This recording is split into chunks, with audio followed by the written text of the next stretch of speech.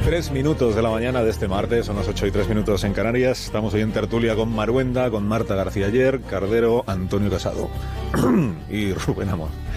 Y nos visita el portavoz del Grupo Parlamentario Socialista, que como los oyentes saben es Pachi López. Señor López, buenos días. Hola, buenos días. Y bienvenido a este programa. Muchas gracias. Gracias por visitarnos. Estábamos hablando antes de que usted llegara de lo de Pablo Iglesias y Yolanda Díaz. ¿Usted cómo cree que va a acabar eso? No lo sé, pero me da mucha pena lo que estamos viendo, ¿no?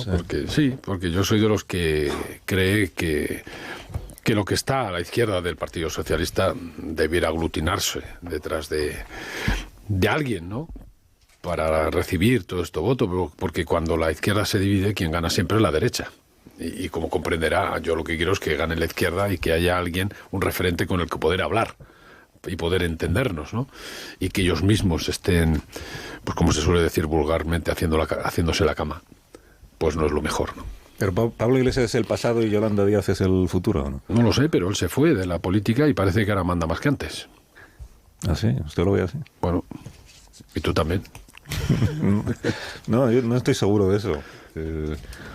Me refiero a mandar no en la presencia mediática, sino a mandar en las negociaciones. Sí, ¿no? A querer influir, vamos a decir. A querer influir, eso. Sí, o sea, sí. Cuando, por ejemplo, hay una negociación en el Congreso de los Diputados entre los grupos, el Grupo Socialista y el Grupo de Unidas Podemos. Ahí... No sé si tanto como esto, ¿eh? Sí. Pero sí dentro de su propia formación, ¿no? Porque lo habéis comentado, lo comenta todo el mundo. Bueno, él de alguna manera fue quien dijo, bueno, pues Yolanda puede ser quien pilote el destino de lo que ha sido Podemos y esta parte de la izquierda que está a la izquierda del Partido Socialista, y parece que ahora está poniendo muchas trabas para que eso sea así, ¿verdad? Hablando de la izquierda, que está a la izquierda del Partido Socialista, y ya que hemos hablado del Congreso de los Diputados, el portavoz del Grupo Socialista, que es usted, ¿puede garantizar que la ley trans quedará aprobada definitivamente en el Congreso antes de que termine este año? Seguramente esto no lo puede garantizar nadie, pero yo estoy convencido que se puede hacer. Que podemos abrir un espacio para hablar con tranquilidad, porque en demasiadas ocasiones hemos tenido este debate desde los extremos, y hay que hacer un debate tranquilo para que esta ley sea una realidad lo antes posible, para que esta ley suponga un avance en derechos, en las libertades de ese colectivo, y que sea la mejor ley posible, ¿no? Y es posible hacerlo antes de que acabe esta ley. Es una exigencia que yo le he escuchado a la ministra de Igualdad, que está muy disgustada con ustedes. Sí, pero esto de las exigencias temporales nunca acaban bien, ¿no? La cuestión de una ley no es hacerla rápido, sino hacerla bien. Y creo que en este caso podemos hacerla rápido y bien.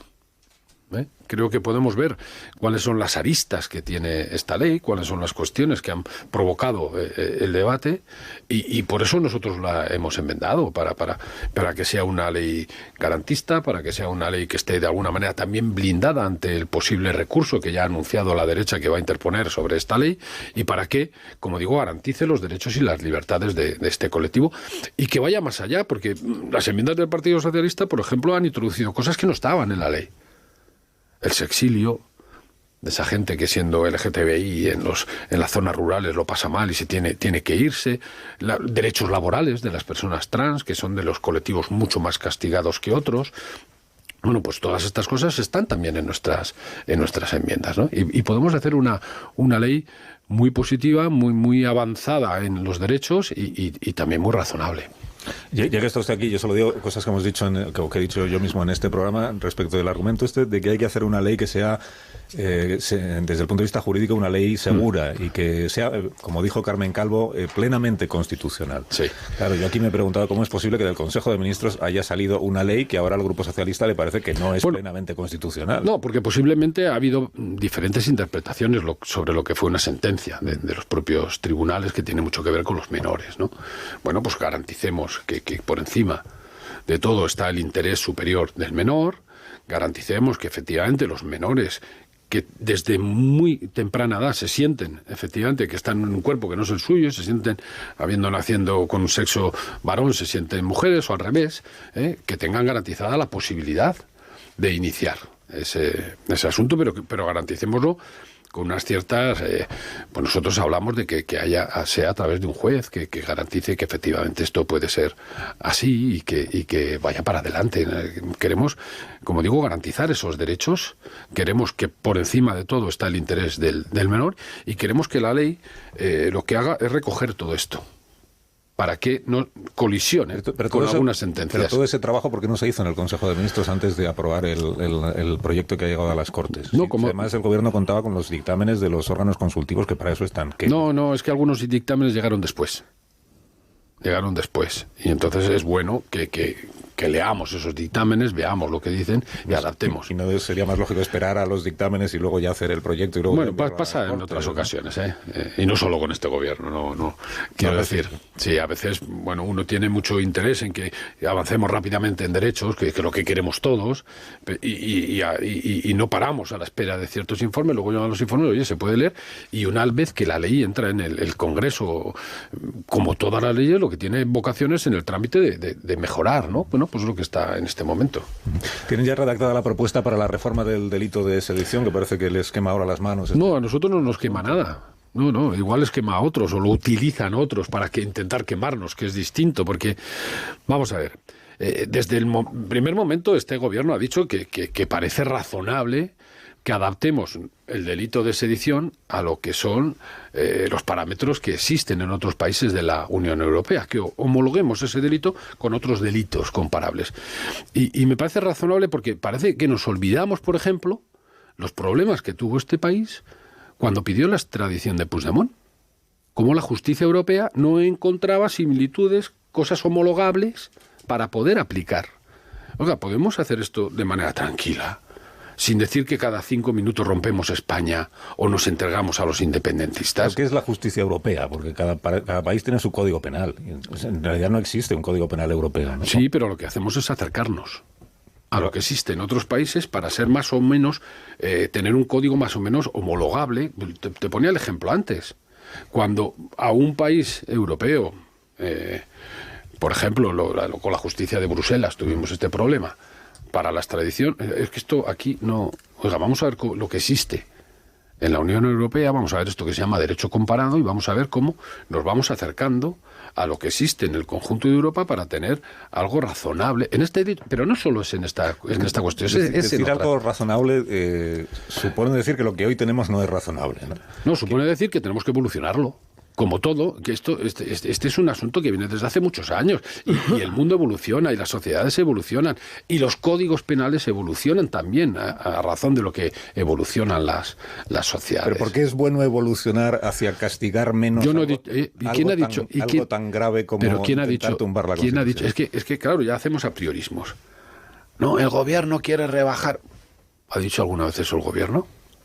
El gobierno ha dicho que quiere redefinir el delito de sedición. Claro, pero no ha dicho que quiera rebajar. Si usted me dice que el gobierno no quiere rebajar las penas, a mí me parecería una noticia. Si usted me dice el gobierno... No, yo no he dicho eso. He dicho que estamos haciendo apriorismos... Pero en ningún caso abaratar las penas. Entonces, yo he dicho que el gobierno lo que ha dicho es que quiere acercarlo a esos países europeos, a los que luego nos queremos parecer, ¿verdad? ¿Pero qué como Alemania, Francia, Italia. ¿Qué países? Porque Alemania, Francia, Italia. Cada país por ejemplo. El Tribunal Supremo dice que si Puigdemont no lo hemos juzgado, ¿verdad?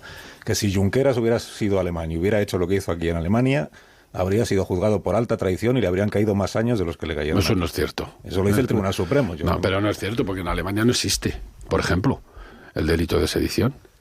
Existen otros con los que te podrás homologar, pero este no. El de alta traición. Es decir, pero bueno, cada uno podrá homologarlo con el que crea que se tiene que homologar, ¿no? Pero no debiéramos de jugar con estas cosas de esta manera, oiga.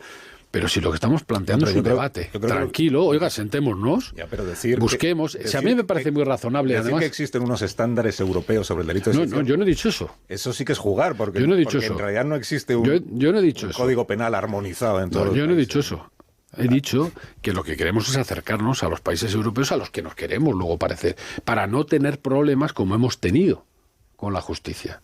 Y por lo tanto busquemos una posición razonable, abramos un debate tranquilo, no con apriorismos, de estos ya están entregándose a los independentistas o al revés, me da lo mismo, para ver, oiga, ¿cómo podemos esto evolucionar para que nuestro código penal se parezca a los países europeos y nuestro propio sistema judicial no tenga problemas cuando reclama algunas cuestiones con otros países, ¿no? Podemos hacer este ejercicio tranquilo.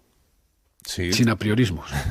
No, a mí no me mire. Quiero decir que yo lo que estoy diciendo es qué intención tiene el gobierno.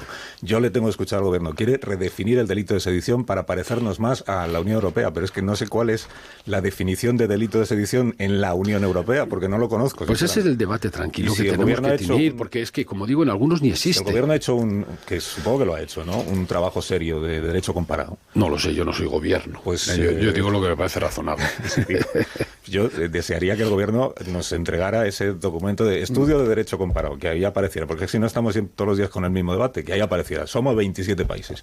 Así se define el delito de sedición en Bélgica, así se define en Alemania, así en Francia. Esta es la pena correspondiente. Porque también le digo, yo he leído informaciones de todo tipo, que dicen unas cosas y que dicen las contrarias, que dicen que aquí se castiga poco y que aquí se castiga mucho.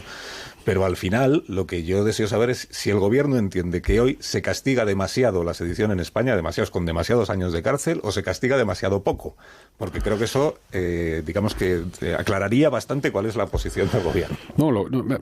Vamos a ver. Una cosa es de redefinir lo que es el delito de sedición para acercarnos a países europeos a los que nos queremos parecer, no a otros que no nos queremos parecer. Y otra cuestión es dejar muy claro desde el principio que, por ejemplo, convocar un referéndum ilegal es punible, es delito. Hoy no, hoy en España no. Sí, quiero decir, de hecho, porque convocar un referéndum ilegal lo despenalizó Zapatero. No, pero quiero decir, ¿pero por qué se persigue entonces si no? El presidente Sánchez tiene prometido volver a penalizar. ¿Por qué se persigue si no a Puigdemont o se persigue a otros y se encarcela a otros? Por desobediencia al Tribunal Constitucional. Sí, pero por haber puesto en marcha un referéndum ilegal que no estaba permitido en nuestro ordenamiento jurídico. Quiero decir, nosotros no vamos a caer en incumplir la Constitución de ninguna de las maneras. De ninguna de las maneras. Y nosotros sabemos muy bien dónde están los delitos.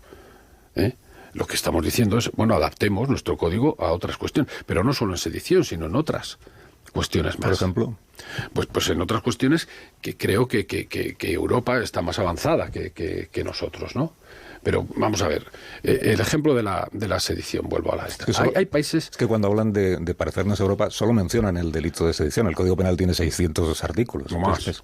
¿Qué otros delitos están necesitados de armonización con el derecho europeo en España? Pues no, que como te digo, yo no soy experto en esto, pero quiero decir, lo que me parece razonable es, oiga, ¿nos sentamos? Es que como solo hablan de uno. Ya, pero porque vosotros también habláis de uno y preguntáis de uno. Nos sentamos, hablamos tranquilamente de esta cuestión. Porque ustedes o el gobierno solo habla de uno. Cuando habla de parecernos a Europa en materia penal, solo menciona el delito de sedición. No, pero estoy convencido que habrá. Yo no he escuchado al gobierno decir, por ejemplo, deberíamos armonizarnos con Europa en la ley del indulto. ¿Y cómo es la ley del indulto en Europa? Es que no hay una ley única del indulto en Europa, cada país tiene la suya. Cosas que en España sí puede hacer el gobierno, que es conceder un indulto a un político que ha ido contra la Constitución y que está condenado como tal. En otros países no se podría, por lo que yo tengo leído, que tampoco yo soy un experto en esto. Pero, por ejemplo, en Alemania no podría haber sido indultado el señor Junqueras. ¿Por qué? Porque es un cargo público, un cargo político que ha incurrido en un delito muy grave contra el orden público. En Italia creo que los indultos los tiene que aprobar el Congreso. Se tiene que someter a votación. Hay leyes distintas sobre el indulto, pero no le he escuchado al gobierno decir deberíamos homologarnos y armonizarnos con esto del indulto. Solo le he oído hablar de la sedición. Y claro, la sedición es un delito muy concreto que no se comete todos los días en España. Lo cometieron unas personas muy concretas en el año 17. Claro.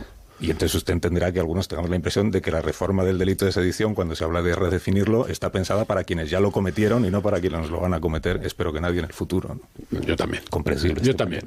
Espero eso y espero que además tengamos ese código penal por razonable en estas cuestiones, ¿no? Pero que no hay una propuesta ya redactada, o sea que por saber un poco el calendario pues no, que se maneja. No la hay.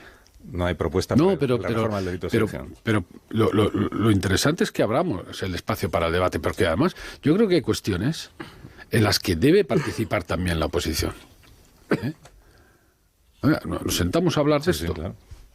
Buscamos un acuerdo. Ojalá se pudiera llegar a un acuerdo en todos los temas. Claro, no digo en todos. Pero la oposición en este caso no digo en todos, digo en todos los que soportan un poco el sistema. Y el Código Penal es importante. Pero la posibilidad de que la oposición acuerde con el gobierno una reforma en este momento últimamente ninguna. No existe. Últimamente ninguna en nada. En nada. Es más, yo a la oposición lo que digo hacer, por ejemplo, los discursos más antisistema que existen en este país. Y además de manera muy preocupante. Es decir, escuchar a la señora Ayuso ayer decir que el Partido Socialista y el Gobierno lo que quiere es meter a la cárcel al Partido Popular, quiere cargarse al rey, instaurar la República, o decir que los médicos son los que tienen secuestrados el sistema sanitario, o decir que los que protestan son una especie de sicarios. Esto es radicalmente antisistema porque socava las bases mismas del sistema democrático y me parece francamente preocupante, primero porque Ayuso manda en el PP, como lo hemos visto hace bien poco con el tema del Consejo General del Poder Judicial, y segundo porque está gobernando nada más y nada menos que la Comunidad de Madrid, y lo que está haciendo son discursos en los que pretende señalar enemigos y por lo tanto instala el odio contra los enemigos. Esto es trumpismo, esto es bolsonarismo elevado a la máxima potencia y me parece francamente preocupante que esto esté bajo el amparo del Partido Popular. Porque yo creo que necesitamos un Partido Popular, una derecha, un partido conservador, mira, en este caso también homologable con otros partidos en Europa, razonables, que vale, que tienen que criticar al gobierno, pero que también tiene que ser capaz de definir espacios para el entendimiento.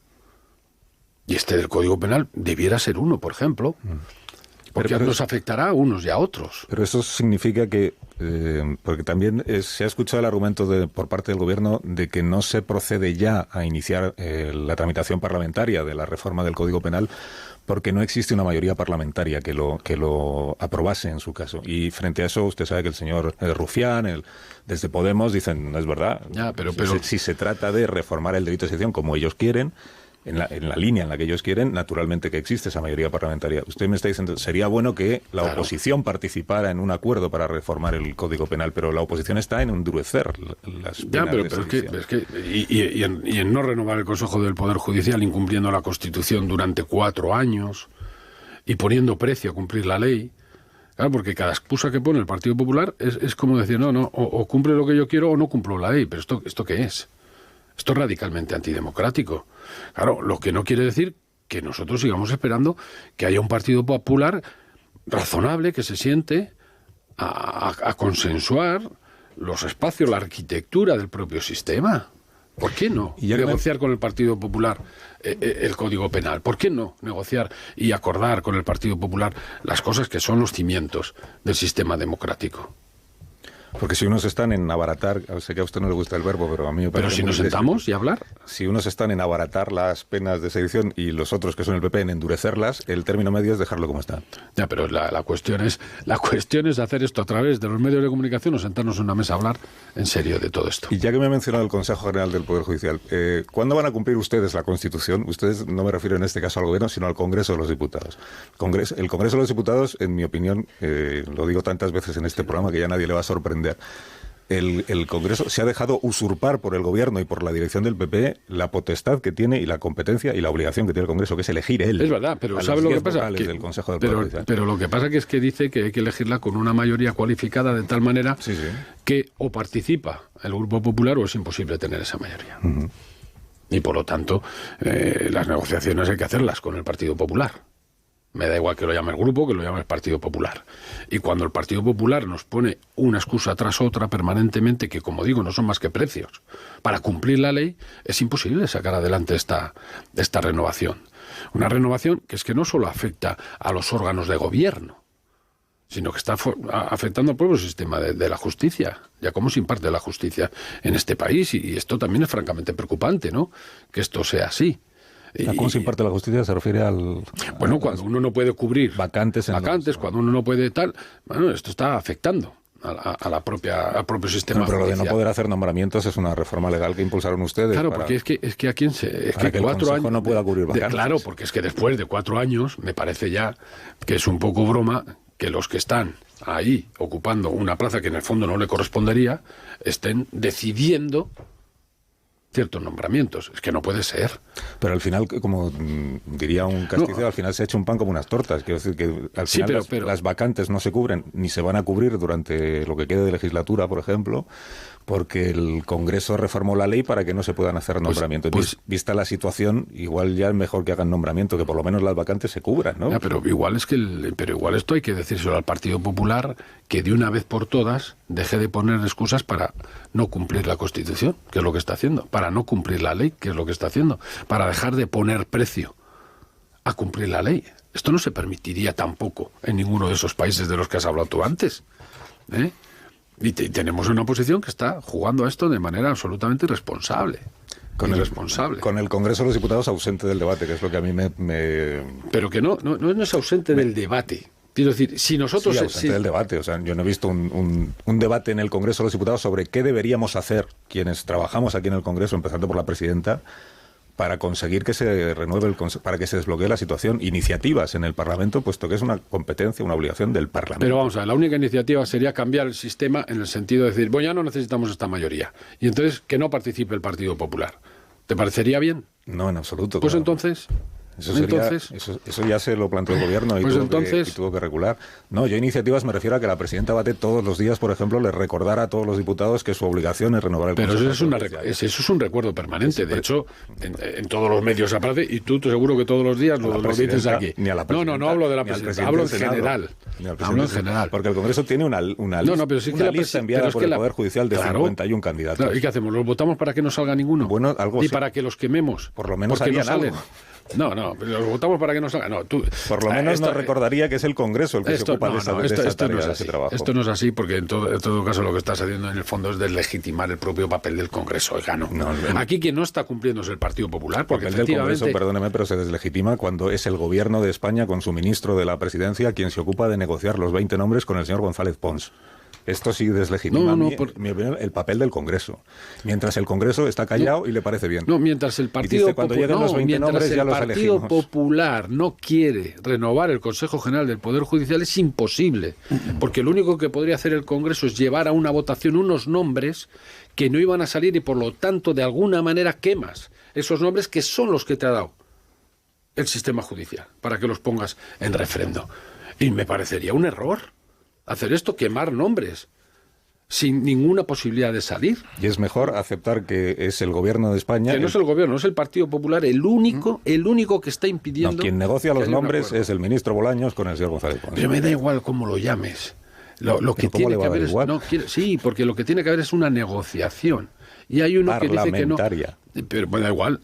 Y lo único que dice que no negocia es el grupo parlamentario del Partido Popular. Si la responsabilidad del PP no me tiene que convencer, Pachi, si en eso estamos de acuerdo. En eso estamos de acuerdo, no así la mayoría de los contertulios del programa. Me imagino. En eso estamos de acuerdo. Ya me imagino, porque uno miraba raro. Pero en que esto es una competencia del Congreso que de manera, en mi opinión, injustificada, no ahora, sino desde que se negocian estas cosas, el Congreso ha renunciado a tener el protagonismo que le corresponde. En eso creo que deberíamos estar de acuerdo, porque es el portavoz de un grupo parlamentario. Y al final dices, hay una lista que no se puede votar porque no saldrían los nombres. Bueno, pues que no salgan, pero por lo menos... No salgan, porque esos nombres en el fondo los estás quemando de manera absolutamente gratuita, porque sabes que no van a salir. Y por lo tanto, lo mejor es que primero llegue el acuerdo. Y el acuerdo, quien lo está impidiendo es exclusivamente el Partido Popular, aunque alguno ahora vaya a decir que no. ¿A quién mira, Pachi? Es que con tu cariño, yo entiendo que como parlamentario tienes que hacer ese juego, pero vamos, me parece que esa estrategia que tiene el Partido Socialista, desde tenía el Partido Popular, de culpar al otro de todo, es que yo te escucho con todo el respeto y afecto, ¿no? Y veo una película de buenos y malos, ¿no? Es decir, hay unos que son muy malos, que no cumplen la Constitución. Por cierto, la Constitución no dice eso de cumplir. Si el constituyente hubiera querido, es que os lo escucho decir muy a menudo y me sorprende, ¿no? Si el constituyente hubiera querido, hubiera dicho, en el momento que se acabe el plazo, como el defensor del pueblo, queda disuelto el Consejo General del Poder Judicial. No quiso, ¿no? Y no han dejado de ser jueces. Seguramente porque la Constitución pensaba que, como la Constitución nace del consenso y del acuerdo entre formaciones políticas diferentes, pensaría que eso debiera ser lo natural en una democracia, que hay cuestiones, lo vuelvo a decir, que hay cuestiones que forman parte de la arquitectura del propio sistema democrático, del propio sistema constitucional, que es evidente que lo lógico es que se pongan de acuerdo unos y otros, que sean acuerdos transversales. Claro. Y seguramente los constituyentes nunca pensaron que iba a haber una parte una parte que no iba a cumplir eso. Claro, es que para no monopolizar, es que me lo pones muy fácil. Efectivamente, hubo un consenso, porque había un partido socialista liderado por Felipe González que no tenía los condicionantes que ¿Qué condicionantes tienen en la reforma del Consejo del Poder Judicial? Tenéis vosotros, que tenéis a Unidas Podemos, tenéis... es que te escuchaba lo del delito de sedición. Hombre, yo no soy especialista en derecho penal, ¿no? Yo tampoco. Me gusta mucho, ¿no? Pero el derecho penal, hombre, no es lo mismo, efectivamente, lo que pasa en España y otros países, sobre todo en otros países, no tienen la presión independentista. Es decir, en Alemania... No, sí. En Alemania, en Francia... Bélgica no tiene esa presión. No, a los belgas no se les ocurre, sí, hay dos comunidades, estamos totalmente de acuerdo, muy fraccionado, pero no declaran la independencia. Pero bueno, volviendo al tema del Consejo. Hombre, yo, vamos, modestamente, creo que si quisierais resolverlo, el presidente del gobierno no hubiera soltado, y la portavoz del partido, no hubiera soltado la bomba de relojería, la vicesecretaria del partido, perdón, la bomba de relojería de la sedición. Es decir, decir. Hombre, por favor. No, es que no es más. Estaba casi hecho. Pero es que no es más. Estaba hecho. Estaba hecho. ¿Por qué se revienta? Pues porque por la mañana. Sedición. Pero porque por la mañana Feijóo recibe una llamada de Ayuso. No. Sí. Tú dices que no, yo digo que sí. Recibe una llamada de Ayuso. Escucha a uno en algunas ondas decir algunas cosas, sí, y algún juez igual también monta un lío. No, porque si estaba hecho y él, Feijóo, por la mañana no dice absolutamente nada de esto, no condiciona para nada la renovación del Consejo General del Poder Judicial con el delito o la posible reforma del delito de sedición, y por la tarde cambia. ¿Por qué será? ¿Por qué será? Porque Cuca Gamarra también había dicho que eran cosas independientes, ¿eh? Y por cierto, y vuelvo a lo mismo, es que lo que no puede ser es decir, o tú cumples lo que yo quiero o no cumplo la ley. Es que no puede ser. Antonio, no puede ser. Voy a cambiar de tema. Portavoz, ya sé que no es usted gobierno, ¿no? Pero opinión tendrá. ¿Cree que las objeciones que ha puesto el Banco Central Europeo al impuesto de la banca que persigue el gobierno están inspiradas, estas objeciones están inspiradas por el Partido Popular a través de Luis de Guindos? Posiblemente. ¿Lo cree? Posiblemente. Porque hay otros organismos internacionales que están diciendo que efectivamente lo que hay que hacer en este momento es que aquellos que están teniendo beneficios extraordinarios, es que parece que vivimos en otro mundo. Es que el otro día, la semana pasada creo que fue, cuando las grandes compañías energéticas y las grandes compañías financieras presentaron su balance y dijeron que habían tenido beneficios extraordinarios, unos por la subida de los tipos de interés de las hipotecas y el otro por el precio del gas. Por lo tanto, son beneficios extraordinarios por la crisis. ¿Podrán aportar algo a la solidaridad común de esos beneficios? Me parece tan razonable que hay un montón de organismos internacionales poco sospechosos diciendo que eso es lo que hay que hacer. No, si yo lo que me refiero es al papel que usted le atribuye personalmente, concretamente a este vicepresidente, me parece que es del Banco Central Europeo, que es Luis de Guindos, en un organismo donde influyen los presidentes de los bancos centrales de la Unión Europea, donde hay un comité ejecutivo, donde hay expertos. El informe ha salido con la unanimidad prácticamente de todos ellos. Y Luis de Guindos es uno más. ¿A qué viene ese discurso de concentrar en Luis de Guindos, en un exministro, como dijo Pedro Sánchez, en un ministro del PP, a concentrar la responsabilidad de la discrepancia con el impuesto? No lo entiendo. Bueno, ¿verdad? Quiero decir, es verdad que puede haber influido en Luis Guindos, pero me da igual, porque lo fundamental es la discrepancia. Yo discrepo radicalmente de quien piensa que no se puede en estos momentos pedir a esas grandes compañías un esfuerzo para la solidaridad común. Es que me parece... Y también discrepo con aquellos que dicen, es que lo van a repercutir en los usuarios. Entonces, ¿qué me estás diciendo? ¿Que estas compañías son intocables?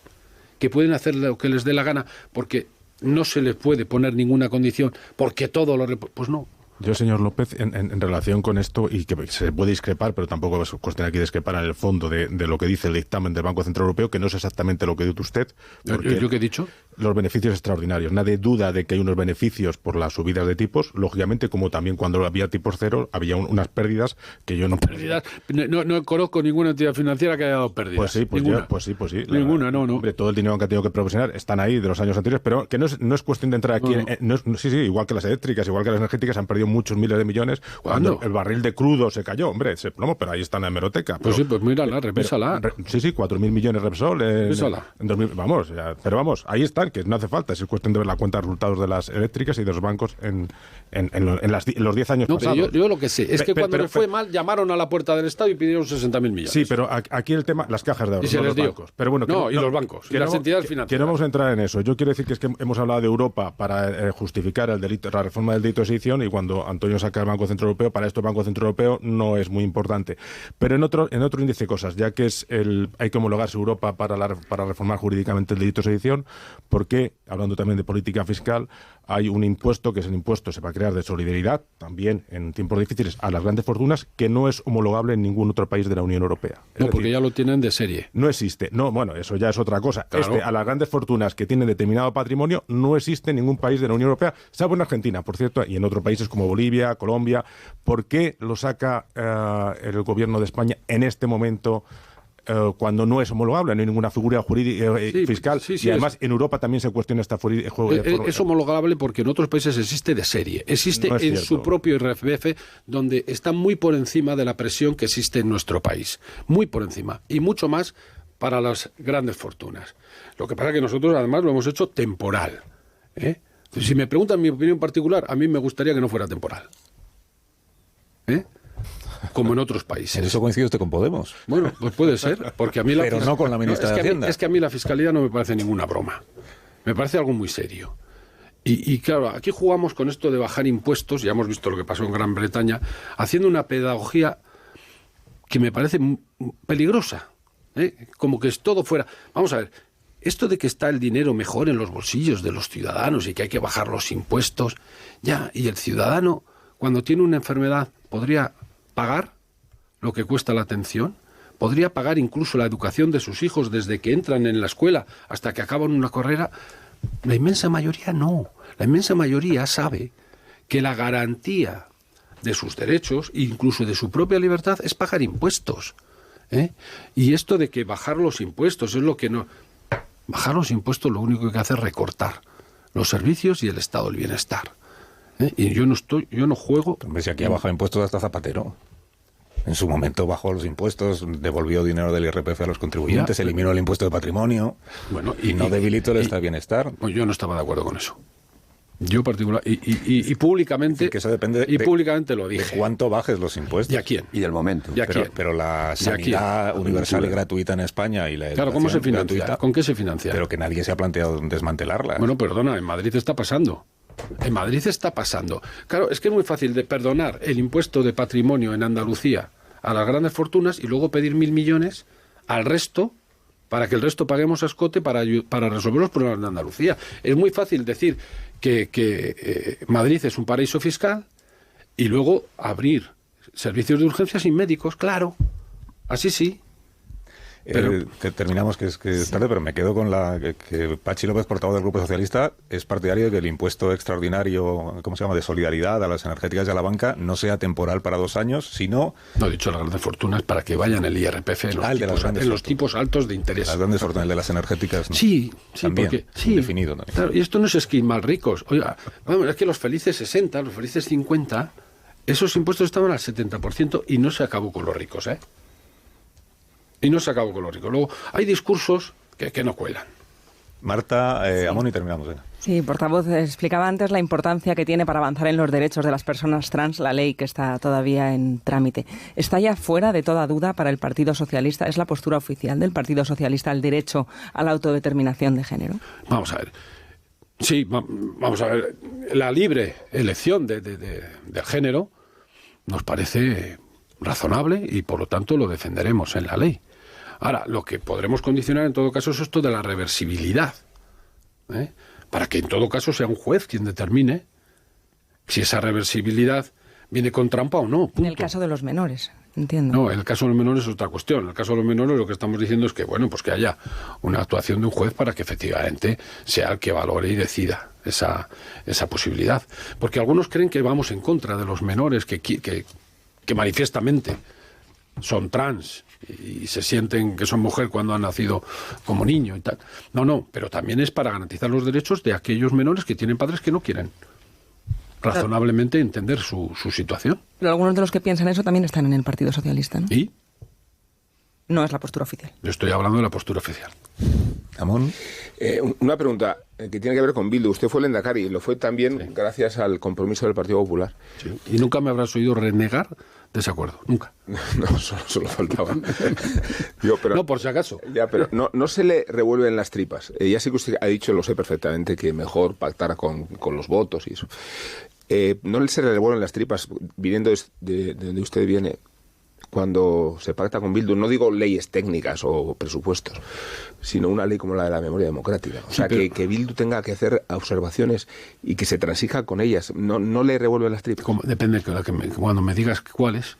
No, por ejemplo, cuando se extiende al periodo del 83... Claro, porque mirad, hubo dos pactos. En la ley de memoria, que me parece básica en este país, para ser un país más decente, hubo dos acuerdos con Bildu. Uno fue que la cumbre, el edificio que existe en San Sebastián, se pusiera a disposición del ayuntamiento siempre que el ayuntamiento quisiera hacer allí un espacio para la memoria.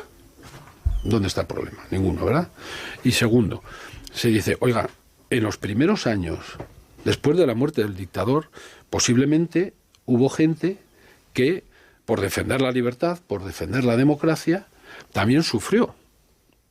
Porque de repente no todo el mundo se convierte de la dictadura a la democracia, porque sí. Bueno, pues si una comisión técnica efectivamente dice que hay alguien que sufrió abusos o torturas o lo que fuera por defender la libertad o la democracia, pasará a tener la consideración de víctimas de la dictadura. Punto.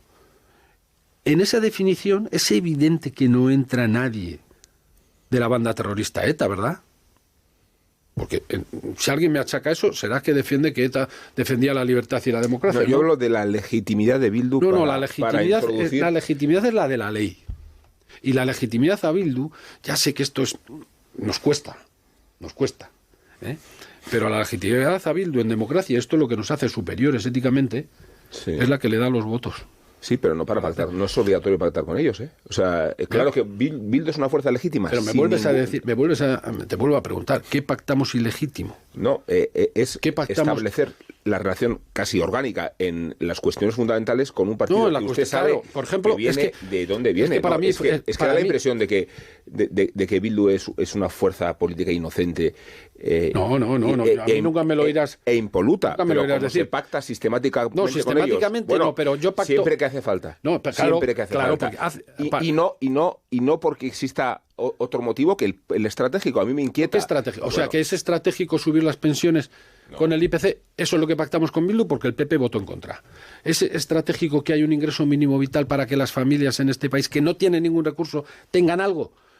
Eso lo pactamos con Bildu porque el PP votaba en contra. Claro, es formalizar una alianza. No es formalizar. Es formalizar, sistemáticamente. Es poner formalizar una alianza con un partido. Poner en marcha políticas y medidas imprescindibles. Es formalizar para una alianza con un partido infectado. Es poner en marcha políticas y medidas en este país imprescindibles para que la gente que lo pasa mal, para la gente más vulnerable, tenga alguna posibilidad de tener algo. Y esto, como el PP dijo que no a todo, pues lo hemos tenido que pactar con Bildu porque dijo que sí. Pero estaremos de acuerdo en que si hay un partido que no puede dar lecciones de memoria es Bildu, ¿no? Y totalmente. Algunos de los integrantes de la coalición. Totalmente. Y por lo que veo el PP tampoco. No quiero compararlos, ni de lejos. Ni de lejos. Pero para mí ninguna. Eso era. Usted es de los que sabe ya quién va a ser el candidato del PSOE al Ayuntamiento de Madrid. De los que no sé. De los que no sabe. No. Pero hay quien ya lo sabe. Supongo. ¿Y cuándo se va a anunciar? Tampoco lo sé. Se puede ser vasco, ¿eh? Y candidato, ¿eh? No, va a ser que no. Bueno, que Rubalcaba era de Santander, Manzano era de Sevilla. Lo normal no sería que en realidad nadie pudiera saber quién va a ser el candidato, porque tienen ustedes todavía una cosa, ¿cómo se llama? Proceso de primarias, ¿no? Bueno, pues supongo que alguien se querrá presentar y sabrá valorar sus posibilidades. Sí, usted cree. Pachi López, gracias por la visita, le deseo que tenga buen día y hasta cuando usted quiera. Por todo, hasta que me invites. Está invitado, ya sabes, full time. Vengo mañana. Venga mañana. Mañana viene. Mañana vamos a anunciar, anúncialo. Mañana viene un ex futuro candidato a la alcaldía de Madrid. Sí, JJV. Que nunca llegó a serlo porque nunca en realidad existió. Bueno, mañana lo contamos. Cébalo. Que es... Pero viene JJV. JJV, sí. JJV. Eso mañana. Ahora enseguida continuamos.